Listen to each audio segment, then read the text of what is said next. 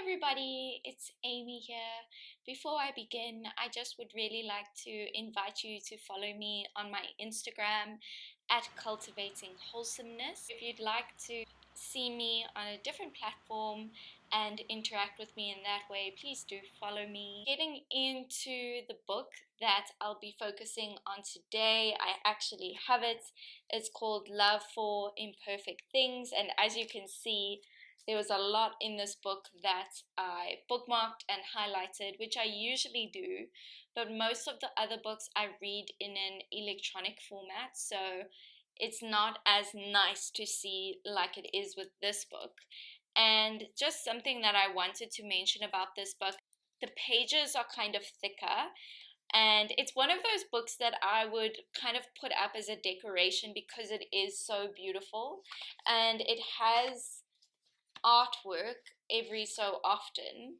So the chapters and the sections, they are shorter, and it is broken up by artwork and interesting things like that. So if that's up your alley and you are a visual person and that helps you really connect to something, then I definitely think that this book is for you, and it's definitely worth buying the actual book instead of an electronic copy. As I said, the author is Haemin Sunim, and this book, Love for Imperfect Things, is about how you can accept yourself in a world that's striving for perfection. And I think that is so relevant, although a lot of what he speaks about is old wisdom. It's so relevant now with social media. And I think perfectionism and comparison is something that's been around for centuries. But with social media, it's just accentuated. He's a Buddhist author, which I really like. I really enjoy bringing in things like that, things like Buddhism. As I said, old wisdom, and how you see that wisdom like that is still very relevant. If you enjoy authors or motivational speakers such as Jay Shetty, this will also definitely be right up your alley. And something that I like about it that the author mentions is that this love for imperfect things is a quiet revolution. It's this slow building of not trying to be perfect, not trying to hide your imperfections, but actually shining a light on them, because the things that we think are imperfect actually make you you, and it's what will make you memorable to others. It's what makes you lovable. It's what makes you feel comfortable in other people's eyes, if that makes sense. It's those little things that just cannot be copied. It cannot be reproduced because it's so unique to you, and people may call that imperfect and others may call it perfect. Actually, it is very subjective. With this book, because there's artwork and it's kind of poetic, there's a lot of quotes or standout statements that you just have to kind of stop and think about because there's so much power behind them. So we'll start straight off with one of them. Be good to yourself first. And this is coming from somebody who studies Buddhism and really lives by Buddhism. So I think it's important to understand a belief that might seem really selfless. A big part of that is being good to yourself first. And by doing this, don't neglect yourself. Don't give and give and give to the extent that there's nothing left for you. Don't feed others and forget to feed yourself. Remember your needs. You need to sleep. You need to eat.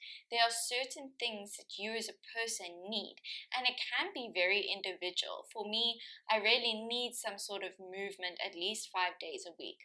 I really need 8 hours of sleep because that makes me feel good. I need some alone time during the day because I really appreciate that time with myself. So get to know yourself well this way, know what you need day to day, and respect those needs, and make sure that you tick them off. And replenish yourself. So when you feel run down or you've been giving of a lot of yourself to other people, doing a lot of things, replenish yourself. If you've been spending time with a lot of people and you need time alone, do that. You need time doing a hobby that you enjoy, do that. replenish yourself, especially when you feel like you're being spread too thin.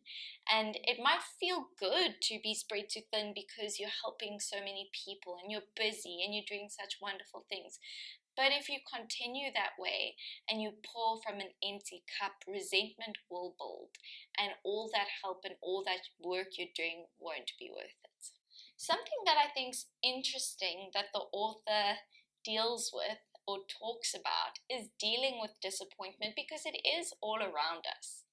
We are often disappointed by situations, by events, by outcomes, by things that you wanted to have happened that just didn't. But we are also often disappointed by people. We have feelings of disappointment towards others, and disappointment is like a small niggly feeling that kind of creeps up onto you. It's not so loud like anger or so deep like sadness. And I hope that as I say this, it resonates with you. It kind of feels like a rash as it creeps up, and it's sometimes easy to ignore. It's difficult to wrap your head around, and so sometimes it's easier to just push it away.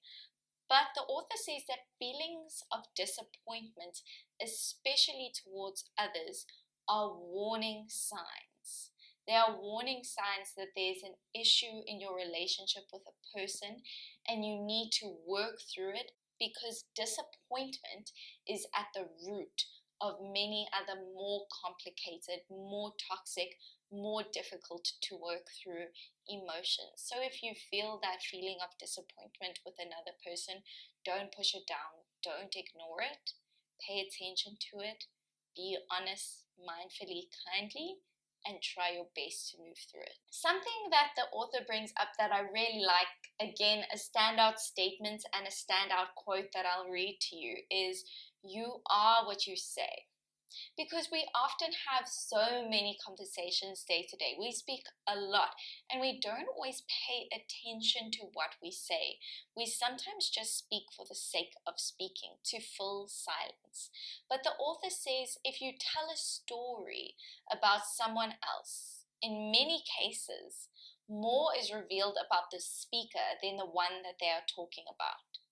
Of all the attributes that make up a person, they're speaking of the one that captured their attention. So when you complain about somebody, a classic example, you may think that all the attention is on that person that you are complaining about. But in your whole day, out of all the amazing things that could have happened, you are choosing to focus on this one person, and nobody's all good or all bad, so you're also choosing to focus on the negative qualities of this one person. And in time that you spend with a friend or family member or loved one, you are choosing to use this time to continue to talk about this one negative thing in your day or this one negative attribute of a person. And I'm not trying to say that you just need to push away all negative feelings or that you can never kind of speak up when something's not going right. That's not what I'm saying, but don't fall into the trap of getting into a habit of complaining about things and people, because although it might feel good and you might think that a lot of good things come out of rumination, that's actually not true. Rumination and venting, as we so call it, have minimal positive effect on the situation at hand. And what you choose to speak about is a truer reflection of you and what you pay attention to. And what you choose to speak about, it will again reinforce what you pay attention to, and you might find that it becomes a cycle. What you speak about, you look for, you see, you speak about it. You look for, you see it, you speak about it, and so on. Now getting on to the actual topic of this book, which is perfection. And the author is clear cut about this when he says perfection is nonsensical, because someone, no matter how perfect you think something is or you think you are, someone will always find a flaw. You could think of the most beautiful painting that you've ever seen, and someone in the world will hate it. You could think of the most beautiful person you've ever seen. For me, possibly it's Margot Robbie. And there's somebody out there who thinks that she's just not pretty. Perfection is subjective. Whether or not it's a flower, painting, person, whatever it is, somebody out there will find a flaw. There's no one thing in this world that everybody would agree is perfect. And it's impossible to please everyone. That's why perfection is nonsensical, because it's impossible to be such a way that you please everyone you come across. It's impossible. So try your best, do your best in achieving your goals and living up to your values, but you don't have to be concerned about appearing perfect to other people. The idea of perfection only exists in your mind. When you think of a perfect life, and maybe let's close our eyes and consider that. Think of your perfect life, right? What would you be doing? How would you look? What would you be wearing? Who would you be with? I promise you, if everyone in the world sat down for a few seconds and thought of their perfect life, they would all be different lives. So the idea of that perfection only exists in your mind. It's something that you made up. So you don't need to be pressurized by other people's idea of perfection. And you don't even have to put the pressure on living up to your own idea of perfection, because it's only in your mind. Yes, set a goal, reach for it, but it doesn't need to be perfect. And actually, the process or the progress that you make towards that thing is sometimes more valuable than the end result. Interestingly, the author talks about forgiveness and that there's a lot of power in forgiveness. And I think that it's worthy to mention, because for a lot of people, something that might hold you back or make you bitter or weigh you down is grudges that you may bear against others. And it might not be grudges in the sense that you have a burn book like Mean Girls, but you might, for example, have gone through a bad relationship and been like, I can't trust men now, or women are just out to get me, whatever the case may be. That doesn't seem like you're holding a grudge, but actually, because of one bad relationship or friendship, you have decided to give a blanketing statement, and that is, to some extent, having resentment for one person and letting that affect your future. So you have to try and recognize your emotions when it comes to things like that. And understand that even when somebody has hurt you badly, betrayed you, lied to you, that people have difficult emotions too.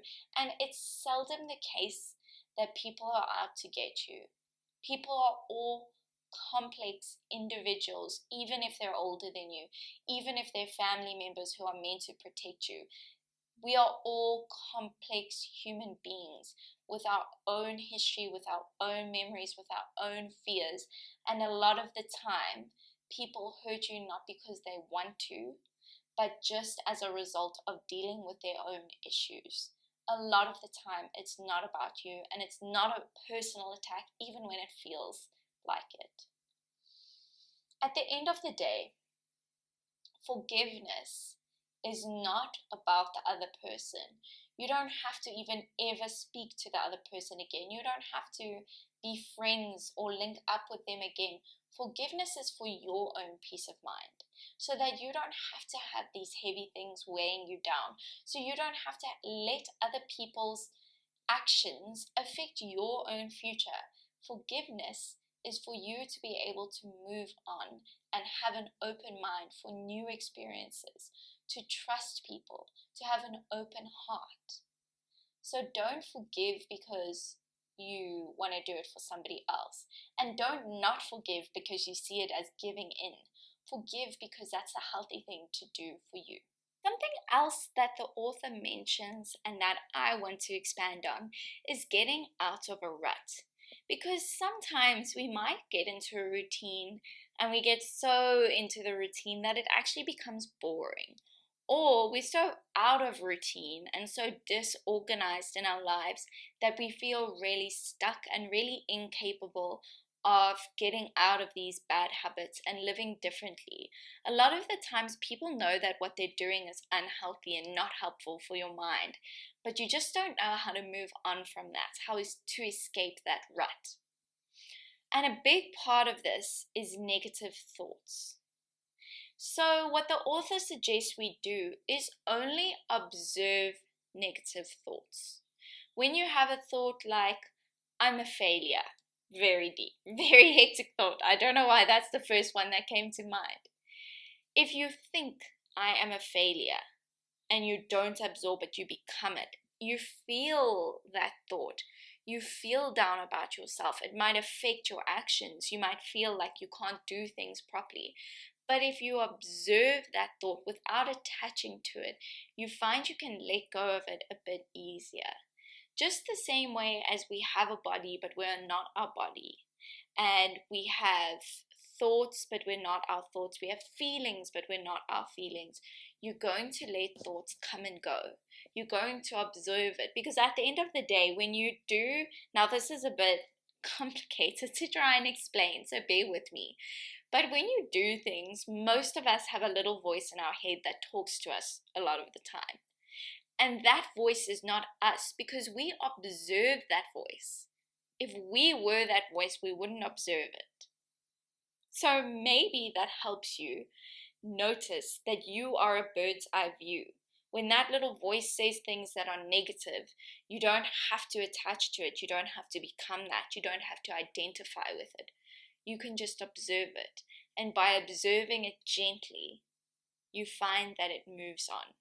So don't identify with negative thoughts and try and focus on the present. And a great way to do this, and I say this to so many people, is by using your breath. And the reason why I say this is because your breath is always in the present. It's impossible to breathe for the future, and it's impossible to breathe for the past. You breathe now. So maybe that's a little tool you can come to.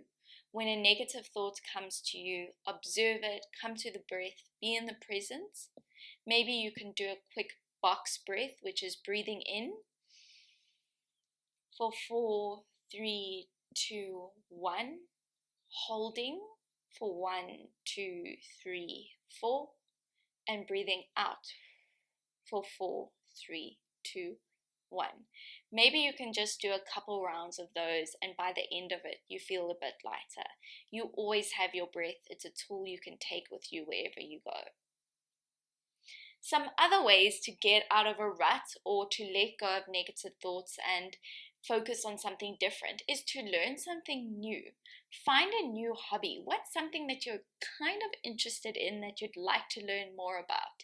Stop waiting around, stop making excuses, go and do it. If you'd like to start running, run for 5 minutes. Or walk for 2 minutes and run for 2 minutes. Walk for 2 minutes and run for 2 minutes. And only do that for 5 minutes or 10 minutes. You don't have to be running super far, but if you're kind of interested in getting into it, start. Whatever it is, start. If you'd like to learn to paint, find a YouTube tutorial, buy a canvas, get canvas paper, get paint, whatever you've got, try it out. If you'd like to crochet, buy one ball of wool. Ask around if people has spare, if money is tight. Try and get a hook or a crochet needle from someone, knitting needles, whatever it is. Buy clay, make something out of clay. Or you could even macrame. You could make macrame. All you need for that is cotton, and that's super, super cheap.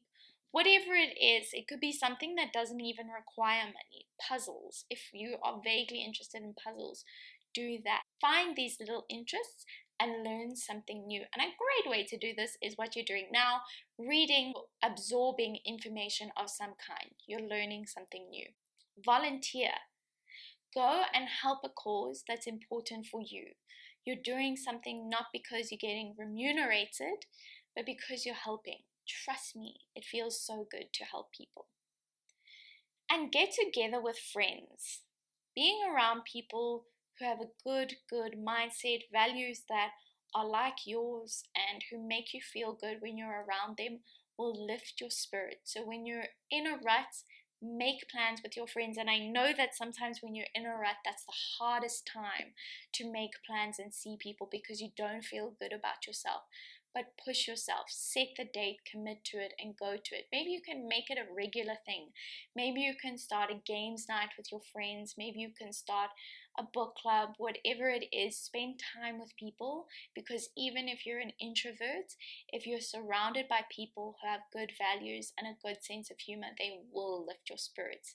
And if it becomes something that's like scheduled, it will continually do that for you. And if you schedule it throughout the week or something like that, it makes your week shorter, it makes your weeks enjoyable. You have something to look forward to. For any of you that are going through a difficult time, I wanted to share this quote because I think it's a different way of looking at difficult times, because often when we are struggling and we're going through a rough patch, we just cannot wait for it to be over. We just want to go back to that time when things were good. But the author says when it's rainy and cold outside, we naturally seek our warm and cozy home. When we are beset with difficulties, we naturally become more alert and mindful. When things are going well, we don't meditate much. Difficulties are blessings in disguise to foster mindfulness. And maybe you want to rewind and listen to that again, because it is something that really helps to soak in. But when you are very sad, you think about the happy times. You learn to appreciate them. When you're going through a difficult financial time, you appreciate each and everything you own. You appreciate the things that you can afford. So I know that difficult times are difficult and they are valid, and I'm not trying to say, oh, it's fine because in the end you'll be okay. That's not what I'm saying. All I'm saying is that difficult times make you appreciate the absence of something. And so with that, it might give you more gratitude, it might give you more mindfulness, it might give you a new perspective from which to work. So validate your feelings, cry if you need to cry, scream if you need to scream, but just know that this time of difficulty is something that might change the way you look at things, and that might be a positive thing overall. I'd love to hear what you thought of this book. I really enjoyed it. If you have read it, let me know what you thought. Maybe there was a quote or something that stood out for you that didn't stand out for me, although there were so many. But I do just try and make these videos more impactful than less. And maybe if you are into journaling, you can write a journal entry about imperfection. Do you think imperfections are bad? What do imperfections mean to you? And can you name 3 of your own imperfections and rebrand them as something positive, as something that makes you you? Thank you so much for listening. Please do leave any comments below, any suggestions for books you would like me to review, and I really appreciate you spending your time with me. Bye-bye.